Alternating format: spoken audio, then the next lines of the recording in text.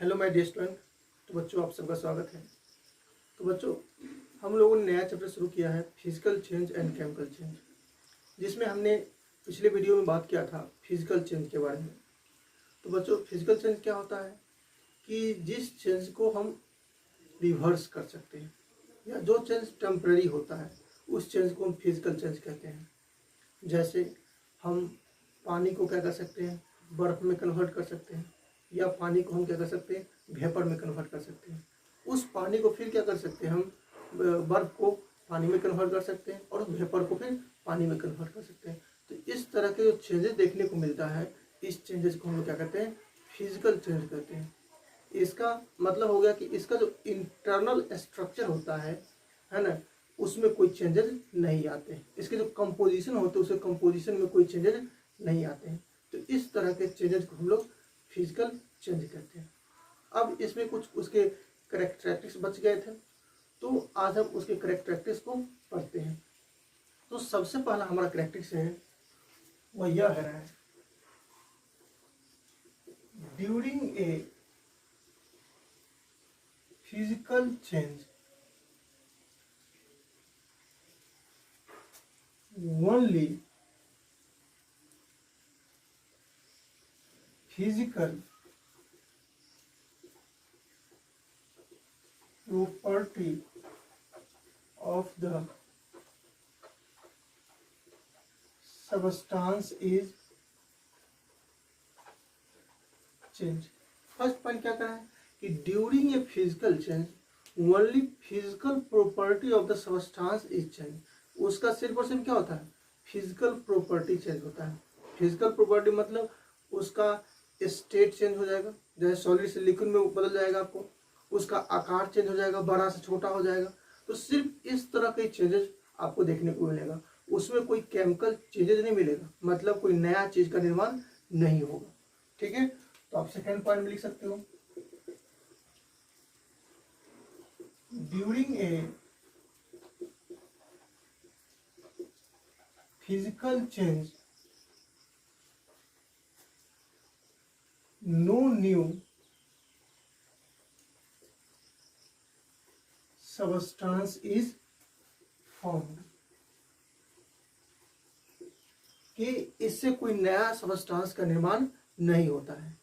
इसमें वही सबस्टांस होते हैं, जैसे आप पानी को गर्म करोगे तो भाप बनेगा, और फिर भाप को जब ठंडा करो तो फिर पानी बन जाएगा। तो यहाँ पर जो चेंजेस हो रहा है लेकिन टेम्पररी हो रहा है, कोई नया चीज नहीं बन रहा है। जो केमिकल फॉर्मूला वाटर का है वही केमिकल फॉर्मूला क्या है, उस वाटर वेपर का भी है। तो इसमें कोई नया चीज का निर्माण नहीं होता है। तो इसलिए बच्चों यह जो चेंज होता है उस चेंज को फिजिकल चेंज कहते हैं। अब देखिए नेक्स्ट पॉइंट क्या है, थर्ड पॉइंट है, फिजिकल चेंज आर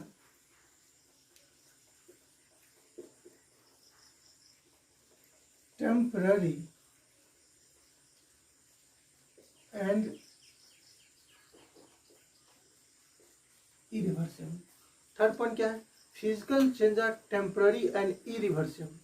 मतलब यह चेंज क्या है, टेम्पररी मतलब कुछ देर के लिए ही है, और इसको रिवर्स भी कर सकते हैं हम। जैसे मैं बार बार बता रहा हूँ आपको, जैसे पानी को आप फ्रीजर में डालोगे तो क्या हो जाएगा, बर्फ बन जाएगा। तो कब तक बर्फ रहेगा, जब तक फ्रीजर बनेगा। बाहर में निकालेंगे धीरे धीरे क्या होगा, पिघल करके फिर पानी बन जाएगा। तो यह क्या हो गया, आपको टेम्पररी है और रिवर्सिबल है, पूरा उससे हम क्या कर सकते हैं, वाटर हम प्राप्त कर सकते हैं। यह हो गया आपको। And the last point, no और very small amount of energy is released or absorbed during a physical change। अब नेक्स्ट पॉइंट बच्चों क्या करना है कि नो और very small amount of energy is released और absorb during a physical change. जब फिजिकल चेंज कर रहे हो तो फिजिकल चेंज करने के क्रम में लगभग तो एनर्जी उतना रिलीज भी नहीं होता है और न ही लॉस होता है। जैसे आप पेपर काटोगे तो कितना एनर्जी लॉस होगा उसमें, या कितना एनर्जी एब्जॉर्ब होगा आपको।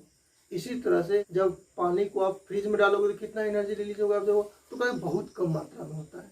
ठीक है, तो इस तरह से हम समझ सकते हैं कि जब भी फिजिकल चेंज हो रहा होगा तो उसमें बहुत कम मात्रा में क्या होगा, एनर्जी रिलीज होगा या एब्जॉर्ब होगा। ठीक है,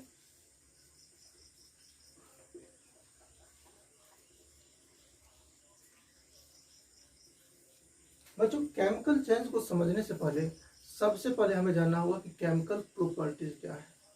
तो देखो, chemical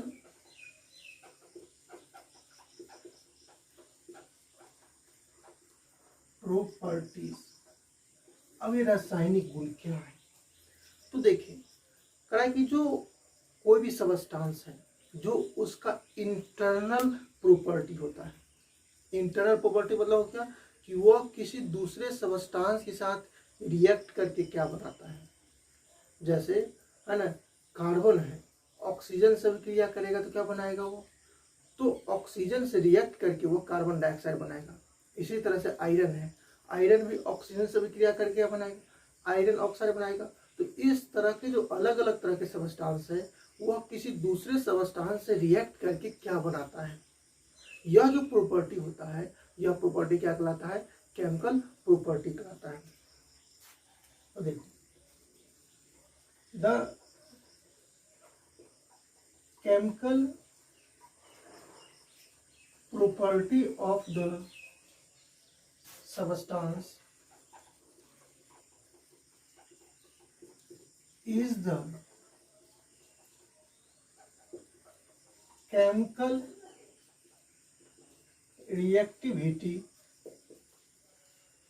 towards any substance. The chemical property of the substance is the chemical reactivity towards any substance. कि दूसरे कोई भी सबस्टांस है उसके प्रति उसका क्या एक्टिविटी है, रिएक्टिविटी है। वह जो रिएक्टिविटी है वह क्या कहलाएगा, केमिकल प्रॉपर्टी कहलाएगा। जैसे मैंने अभी बताया आपको कि जब कार्बन ऑक्सीजन के साथ रिएक्ट करेगा तो क्या बनाएगा, वो कार्बन डाइऑक्साइड बनाएगा। यह क्या है, कार्बन का ऑक्सीजन के प्रति रिएक्टिविटी है। तो किसी भी सबस्टांस का किसी दूसरे सबस्टांस के प्रति क्या रिएक्टिविटी है, वह रिएक्टिविटी क्या कहलाता है, उसका केमिकल प्रॉपर्टी कहलाता है। ठीक है, हम समझेंगे केमिकल चेंज के बारे में।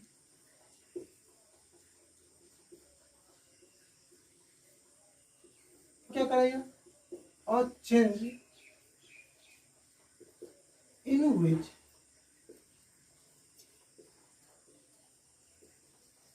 Chemical composition, chemical property of the substance is changed is called chemical change। अब देखो बच्चों क्या कह रहा है, a change in which chemical composition, कि वह चेंज जिसमें क्या हो, उसका केमिकल कंपोजिशन चेंज हो जाए। अब यहाँ पर केमिकल कंपोजिशन मतलब क्या हो गया, कि वह जो सबस्टांस है वह किस किस तरह के सबस्टांस से मिलकर बना हुआ है। अगर वह किसी दूसरे सबस्टांस से रिएक्ट करेगा तो इसका जो केमिकल कंपोजिशन होगा वह क्या हो जाएगा, चेंज हो जाएगा। तो जैसे ही चेंज हो गया तो यहाँ पे क्या कहेंगे हम, इस तरह के चेंज को हम केमिकल चेंज कहेंगे हम। ठीक है, तो वही करा कि a change in which chemical composition and chemical property. Chemical property मतलब क्या हो गया, किसी दूसरे के प्रति रिएक्शन करने की प्रक्रिया जो होती है उसको केमिकल प्रॉपर्टी कहते हैं। तो chemical property of the substance is change is called chemical change. तो इस तरह के चेंज को हम क्या कहेंगे, केमिकल चेंज। अब देखो, in a chemical change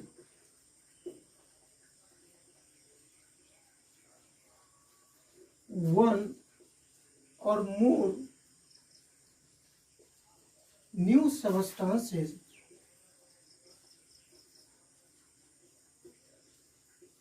are form.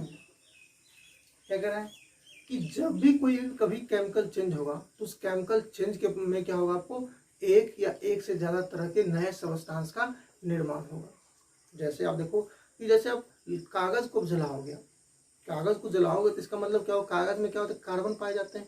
वो कार्बन क्या होगा, ऑक्सीजन के साथ रिएक्ट करेगा और वहाँ से क्या होगा, वो कार्बन डाइऑक्साइड बनाएगा आपको। तो यह कार्बन डाइऑक्साइड क्या हो गया, नया सब्सटेंस हो गया, क्योंकि इसका जो प्रॉपर्टी है वो कागज़ और ऑक्सीजन से टोटली डिफरेंट है आपको। तो इस तरह के जो चेंजेस होगा उस चेंजेस को हम लोग क्या कहेंगे, हम तो केमिकल चेंज कहेंगे। तो यही कह रहा है कि जब भी कभी केमिकल चेंज होगा तो उसमें एक या एक से ज़्यादा तरह के नए सब्सटेंस का निर्माण होगा। ठीक है। In the change new substances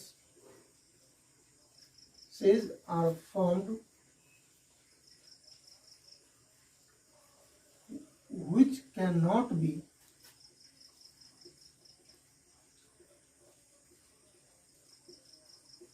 reversed back into original form. So it is a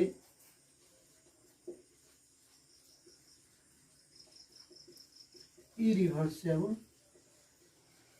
change.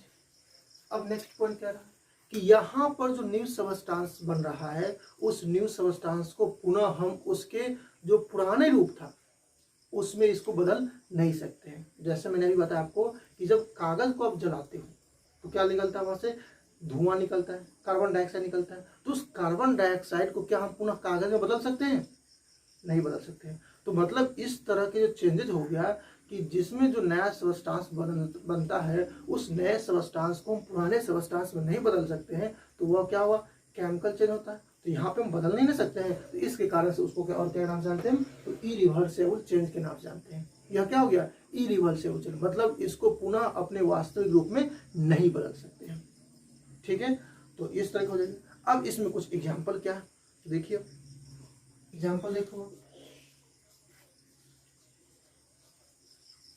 burning of paper, wood, candle etcetera. कह कि यह सब के सब जो है देख रहे हैं हम, यह चेंजेस किस तरह का है, केमिकल चेंजेस है। क्यों, क्योंकि इसमें हम देखेंगे नया सब्सटेंस का निर्माण होगा और उस नए सब्सटेंस को हम पुराने सब्सटेंस में नहीं बदल सकते। तो इस तरह के चेंजेस हो गया, इस चेंज को हम केमिकल चेंज करते हैं।